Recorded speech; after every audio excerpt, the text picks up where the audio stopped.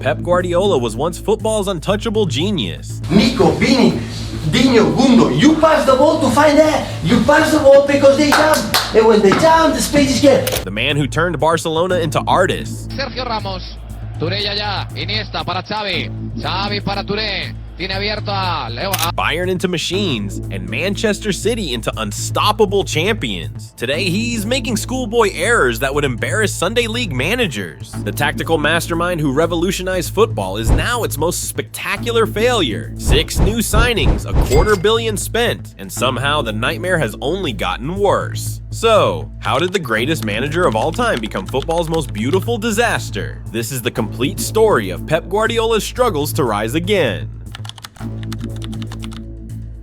To understand Pep Guardiola's spectacular fall, we have to go back to where the legend was born, with a young player who caught the eye of the most revolutionary coach football had ever seen. Barcelona 1990, Johan Cruyff's dream team was taking shape, and tucked away in their midfield was a scrawny kid named Josep Guardiola. He wasn't the fastest, wasn't the strongest, but he had something else, a football brain that could read the game 3 moves ahead. Under Cruyff's guidance, Pep learned that football wasn't just about winning, it was about how you won. By the time he hung up his boots in 2001, Guardiola had tasted everything. Champions League glory, 4 straight La Liga titles, the captain's armband at the greatest club in the world. But retirement? That was never the plan. 2008, Barcelona were in crisis, trophyless and directionless. The board made a gamble that would change football forever. They handed the keys to their former midfielder. What happened next was pure magic. In his first season, Guardiola's Barcelona didn't just win the treble, they reinvented the beautiful game. Tiki-taka became poetry in motion. Lionel Messi evolved from promising youngster to unstoppable force. They won 14 trophies in 4 seasons and made football look like art. Bayern Munich came calling in 2013, 3 Bundesliga titles in 3 years. Then Manchester City in 2016, where Pep would build his masterpiece, the Centurions, the treble, 6 Premier League titles in 7 years. He turned Manchester City from noisy neighbors into the most dominant force English football had ever seen. By 2023, he wasn't just a manager, he was football's closest thing to a god. But gods, as history teaches us, can fall, and when they do, the crash is always spectacular. What nobody could have predicted was just how spectacular Pep Guardiola's fall would be.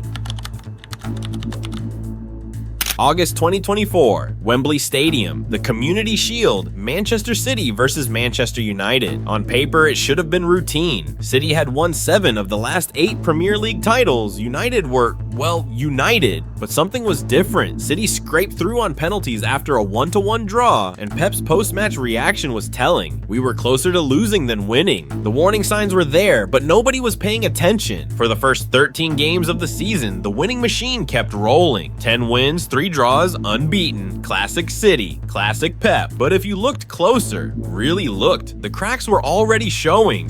The defense that once conceded 0.7 goals per game was suddenly shipping 1.3, nearly twice as bad as any Pep side in history. Even with Rodri on the pitch, they looked vulnerable, fragile, human. September 22nd, 2024. Arsenal away. The match everyone remembers for Haaland's meltdown and his confrontation with Gabriel Jesus. What they don't remember is that this was the first time you could see the fear in Pep's eyes. 1 week later, it happened. Rodri, the metronome of Manchester City, the player Pep himself called irreplaceable, went down with a ruptured ACL. Season over, and with him went the last piece of Pep's perfectly constructed puzzle. But here's the thing, losing Rodri wasn't supposed to break them. This was Pep Guardiola, the man who turned Sergio Busquets into a legend, who made Xavi and Iniesta dance to his tune. He'd find a way. He always did. October 30th, 2024, Tottenham away. Carabao Cup 4th round. A meaningless game, really. City lost 2-1, and Pep seemed almost philosophical. I don't like to lose, but I like to see how we behave. The courage, the solidarity. I like it still. Little did anyone know, this was day 1 of the apocalypse, because what followed was unprecedented in Pep Guardiola's career. Bournemouth at home, lost. Sporting Lisbon in the Champions League, lost. Brighton away, lost. Tottenham at home, lost again. 5 games, 5 defeats. The man who never lost more than 3 in a row was watching his empire crumble in real time. But the worst was yet to come. December 3rd, 2024. Feyenoord at home, Champions League. City were cruising 3-0, and for 75 minutes it felt like the nightmare might be over. Then Feyenoord scored, and again, and again. 3-3. The cameras caught everything. Pep Guardiola, the tactical genius who had conquered Europe, literally scratching his head until it bled. His face was pure despair. For the first time in 942 games as a manager, his team had failed to win after leading by 3 goals. The press conferences became painful to watch. "We have 13 players," Pep kept repeating. "We are in real difficulty." This from the man who once said he'd prefer to play with just 11 players all season. The same man who had shipped out Julian Alvarez because he wanted a tighter squad. By January 2025, the reality was undeniable. Liverpool and Arsenal were racing away at the top of the table. Manchester City, the 4-time defending champions, were out of the title race before the winter break. The quintet of genius, Xavi, Iniesta, Busquets, Messi, and Pep, had conquered the world at Barcelona. At City, he thought he'd built something even better. But now watching Rodri's replacement struggle to complete basic passes, one thing became crystal clear. Pep Guardiola had finally met his match, and it wasn't another manager, another team, or another tactical system. It was time itself.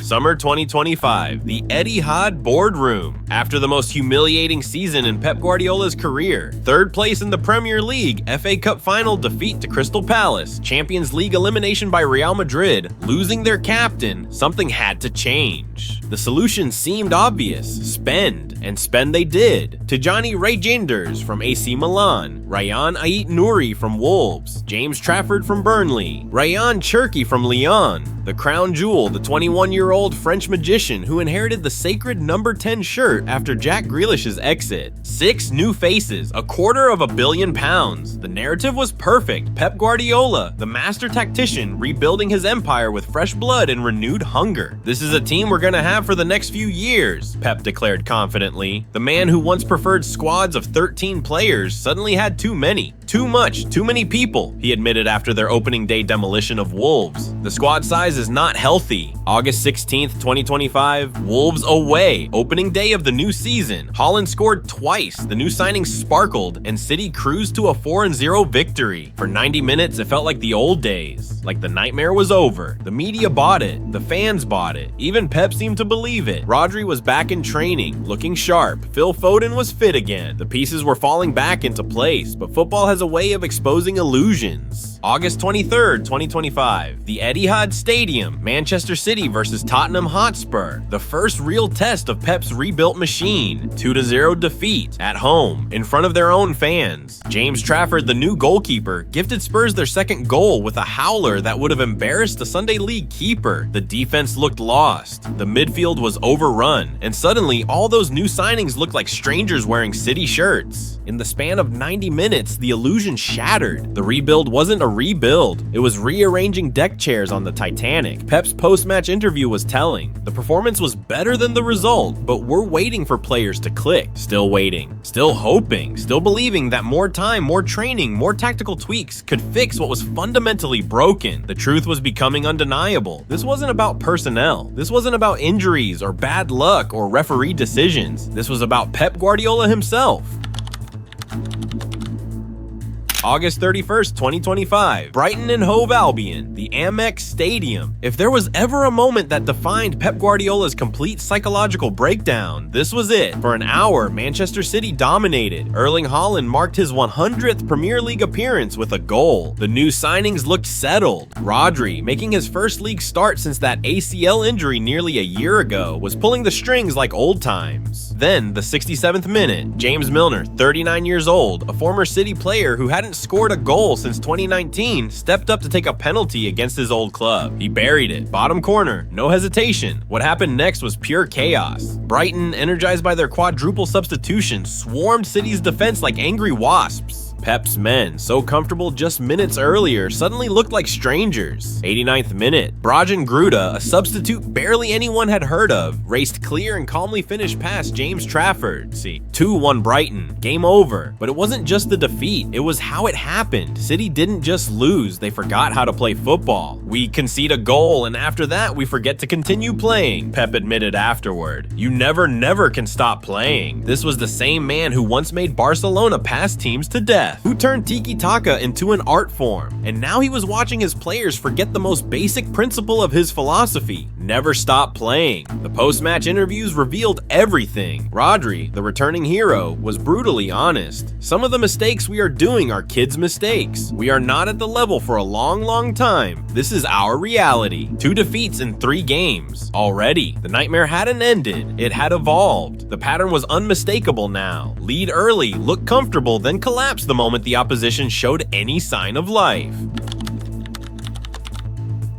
October 2023, Pep Guardiola, calm and composed in his press conference. When you have an absence as important as Rodri, you have to have a solution. When they are not here, we cannot start to cry. The moment in my mind when a player is not there, he's completely out and I don't think about it. Fast forward to December 2024. Same man, different tune. We are playing without the best player, the Ballon d'Or winner. It's like the Chicago Bulls without Michael Jordan. How many did they win after he retired? The transformation was stunning. Pep Guardiola, the master tactician who built his reputation on adapting to any situation, had become completely dependent on one player. Rodri wasn't just important, he was everything. Summer 2025, the rehabilitation videos started appearing on social media. Rodri in the gym, Rodri running, Rodri back on the training ground. The narrative was perfect. The prodigal son returning to save his fallen king. Manchester City fans convinced themselves that September 1st, 2025, the day Rodri made his return to the starting lineup against Brighton, would mark the end of the nightmare. The media bought it. Even Pep seemed to believe it. For 67 minutes at the Amex Stadium, it looked like they were right. Rodri was magnificent. Most touches, most passes completed, most possession regains. The metronome was ticking again. Then James Milner scored that penalty, and everything fell apart. The man who was supposed to be City's savior watched helplessly as his team forgot how to defend, how to press, how to think. In the final 23 minutes, Rodri looked every one of his 29 years. Tired, overwhelmed, human. But here's the uncomfortable truth that nobody wanted to acknowledge. Manchester City's problem started long before Rodri got injured. Remember those statistics? They were conceding 1.3 goals per game in the first 10 games of 2024-25, with Rodri playing in most of them. The defense was already broken. The pressing was already disjointed. The magic was already gone. Rodri's return didn't fix Manchester City because Rodri was never the real problem. He was just the convenient excuse that allowed Pep Guardiola to avoid facing a much more terrifying reality.